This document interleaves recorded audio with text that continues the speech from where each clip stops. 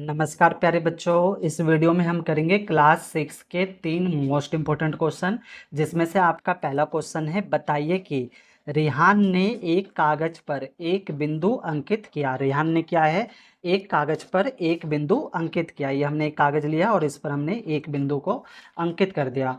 वह उस बिंदु से जाने वाली कितनी रेखाएं बना सकता है। बच्चों, ये आपका मोस्ट इम्पोर्टेंट क्वेश्चन है। पेपर में इस प्रकार के क्वेश्चन पूछे जाते हैं, आप अच्छे से तैयारी करके जाना। तो रेहान ने एक बिंदु अंकित किया, यानी एक बिंदु बनाया। अब क्वेश्चन में बोला है इस एक बिंदु से हम कितनी रेखाओं को क्या कर सकते हैं, खींच सकते हैं। तो देखो बच्चों, एक बिंदु से हम कितनी रेखाएं खींच सकते हैं। तो एक बिंदु से हम अनगिनत रेखाएं खींच सकते हैं, कितनी भी रेखाएं खींच सकते हैं। ठीक है, एक बिंदु से हम बहुत सारी रेखाएं खींच सकते हैं, जितनी मर्जी आप खींचना चाहो उतनी आप रेखाएं क्या कर सकते हो, खींच सकते हो। लेकिन कितने बिंदु से बच्चों, केवल एक बिंदु से। तो इसका आंसर क्या होगा, इसका आंसर होगा पहले का, आपका आंसर पहले का रेहान लिखेंगे। रेहान हेडिंग के साथ लिखना है बच्चों, पेपर में ध्यान रखना। रेहान एक बिंदु से एक एक बिंदु से जाने वाली जाने जाने वाली अनंत अनंत मतलब बहुत सारी, ठीक है ना। अनंत रेखाएं अनंत रेखाएं बना सकता है, बना सकता है बच्चों। ठीक है, हम एक बिंदु से अनंत रेखाएं बना सकते हैं, बहुत सारी रेखाओं को हम खींच सकते हैं। ठीक है, जहां भी जगह दिख रही है वहां पे हम और सारी रेखाओं को खींचा जा सकता है। अब दूसरा देखो, शीतल है। शीतल ने एक कागज पर दो बिंदु अंकित किए। अब शीतल ने क्या किया, एक कागज पर इन्होंने दो बिंदु को अंकित कर दिया। आगे बोला है वह उन दोनों बिंदुओं से गुजरने वाली कितनी भिन्न भिन्न रेखाएं बना सकती है। तो इन दो बिंदुओं से गुजरने वाली कितनी रेखाएं बन सकती है। तो देखो, दो बिंदुओं से गुजरने वाली केवल एक ही रेखा बन सकती है बच्चों। एक बिंदु से तो हम बहुत सारी रेखाएं बना सकते हैं, लेकिन दो बिंदुओं से केवल एक रेखा बनती है। तो इसको हम लिखेंगे हेडिंग के साथ। दूसरे का आंसर लिखेंगे आपका शीतल। शीतल दो बिंदुओं से दो दो बिंदुओं से गुजरती हुई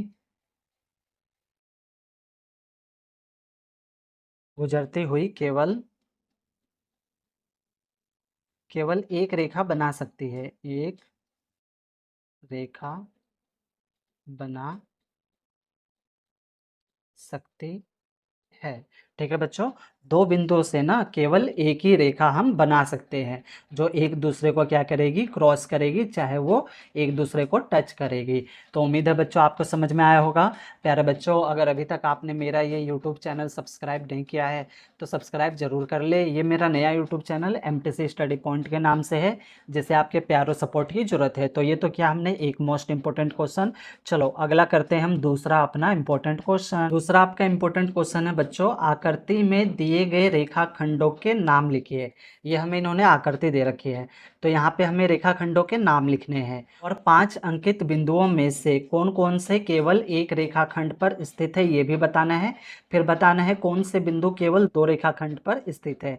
यानी एक क्वेश्चन में 3 पॉइंट उन्होंने पूछे हैं। चलो तो पहले हम पहले पॉइंट का आंसर देते हैं कि आकृति में दिए गए रेखाखंड के नाम लिखिए। तो ये हमें आकृति दे रखी है, तो पहले पॉइंट है आपका, हमें रेखाखंड लिखना है। रेखाखंड बच्चों, तो रेखाखंड क्या होता है, रेखाखंड आपका होता है दो बिंदुओं से मिलने वाली रेखा को रेखा कहते हैं बच्चों। ठीक है, तो बच्चों आकृति में अपना दो बिंदुओं से कौन कौन सी रेखाएं मिल रही है। तो यहाँ पे L से आपका एक M मिल रहा है। ठीक बच्चों, ये L से M, यहाँ पे एक बिंदु है, यहाँ पे एक बिंदु है, तो आपका हो जाएगा LM, और ये हम रेखा का निशान डाल देंगे। फिर M से P, तो यहाँ से यहाँ तक आपका मिल रहा है, तो M और P रेखा का निशान। फिर P से Q, तो P और Q रेखा का निशान डाल देंगे। फिर Q से R, तो ये हो जाएगा आपका QR। तो ये हो गए आपके रेखाखंड। दूसरे में क्या बोला है इन्होंने, दूसरे में बोला है 5 अंकित बिंदुओं में से, ये जो 5 बिंदु अंकित है, 1 2 3 4 5 में से केवल एक रेखा पर स्थित है। यानी कौन सा बिंदु केवल एक रेखा पर स्थित है। तो देखो बच्चों, केवल एक रेखा पर, तो इसमें आपका एक L है और एक R है। ये केवल एक ही रेखा पर है, यानी इस पर L है और इस पर आर है। बचा ये एम, एम ये दो रेखाओं पर है, इस पर भी है, इस पर भी है। पी ये दो रेखाओं पर है, इस पर है, इस पर है। क्यू ये दो रेखाओं पर है, इस पर है, इस पर है। लेकिन एल और आर केवल एक ही रेखा पर है। तो दूसरे का आंसर हो जाएगा आपका बिंदु, हेडिंग के साथ लिखेंगे हम, बिंदु जो एक बिंदु जो एक रेखाखंड पर स्थित है, रेखाखंड पर स्थित है बच्चों। तो वो कौन सा है आपका, एल और आर। और तीसरे पॉइंट में क्या पूछा इन्होंने कि कौन से बिंदु केवल दो रेखाखंड पर स्थित है। तो देखो एम, एम ये दो रेखाओं पर स्थित है। पी ये भी दो रेखाओं पर है। और क्यू ये भी दो रेखाओं पर है। तो इसको हम लिखेंगे हेडिंग के साथ। तो यहाँ पे हम लिखेंगे बिंदु, बिंदु जो दो रेखाखंड पर स्थित है, रेखाखंड पर स्थित है। तो कौन कौन से हैं आपके, आपके हैं एम, पी और क्यू। तो इसको हम लिख देंगे एम, पी और क्यू। और ये हो गया बच्चों इसका आंसर। ठीक है बच्चों, समझ आया होगा। तो दो हमने क्वेश्चन किए इंपॉर्टेंट। अब हम करेंगे तीसरा। तो तीसरा आपका इंपॉर्टेंट क्वेश्चन है, आकृति में दी गई किरणों के नाम लिखिए। ये हमें इन्होंने आकृति दे रखी है और किरण के नाम लिखने हैं। क्या टी प्रत्येक किरण का प्रारंभिक बिंदु है। तो ये बच्चों आपका मोस्ट इंपॉर्टेंट क्वेश्चन है, इसको आप अच्छे से करना। पहले तो समझो आप किरण कहते किसे हैं। तो देखो किरण हम किसे कहते हैं, एक बिंदु से कोई रेखा गुजरती है और वो आगे तक चलती चली जाती है, तो ये क्या कहलाती है, आपकी किरण कहलाती है। लेकिन रेखा जो होता है वो दो बिंदुओं तक ही रहता है, तो ये रेखा होता है। लेकिन अगर यही आगे तक बढ़ती चली जाएगी तो वो क्या कहलाएगा, आपका किरण कहलाएगा। और ये आपका किरण का निशान होता है बच्चों। ठीक है, तो यहाँ पे बोला है आकृति में दी गई किरणों के नाम लिखो। तो देखो यहाँ पे टी है, टी से यहाँ पर एक किरण जा रही है और यहाँ पे तीर का निशान है, इसका मतलब ये आगे तक जा रही है। तो टी ए ये क्या हो जाएगा, आपका किरण हो जाएगा। तो इसको हम आंसर में लिखेंगे, आंसर आपका हमें क्या बताना है, किरण। तो किरण पहला क्या हो जाएगा आपका, टी और ए। तो यहाँ लिखेंगे टी और ए, और ये किरण का निशान है, हम किरण का निशान डाल देंगे।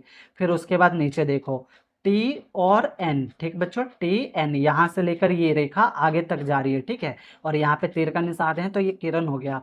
तो टी एन, तो यहाँ पे हो जाएगा आपका टी एन, ये हो गया किरण। उसके बाद टी बी भी है बच्चों, तो यहाँ पे लिखेंगे टी और बी, और ये हो जाएगा आपका किरण का निशान। उम्मीद है आपको समझ में आया होगा। अब आगे देखो क्या पूछा है, क्या टी प्रत्येक किरण का प्रारंभिक बिंदु है। यानी ये जो जितनी भी किरणें हैं, तो यहाँ पे तीन किरण है, क्या इसका प्रारंभिक बिंदु टी है। तो बिल्कुल है बच्चों, टी से टी ए आ रहा है, टी से टी एन और टी से टी बी। तो इसको हम लिखेंगे, आपका पहला पॉइंट हो गया। दूसरा पॉइंट हेडिंग के साथ लिखेंगे, हाँ टी प्रत्येक प्रत्येक किरण का प्रत्येक किरण का प्रारंभिक प्रारंभिक बिंदु है बच्चों। ठीक है बच्चों, उम्मीद है आपको समझ में आया होगा। सवाल में कहीं पर भी डाउट हो, कोई चीज़ नहीं समझ आया हो, तो वीडियो को ना एक बार और प्ले करके देखना, आपके सारे डाउट ना बच्चों क्लियर हो जाएंगे। ओके, धन्यवाद बच्चों।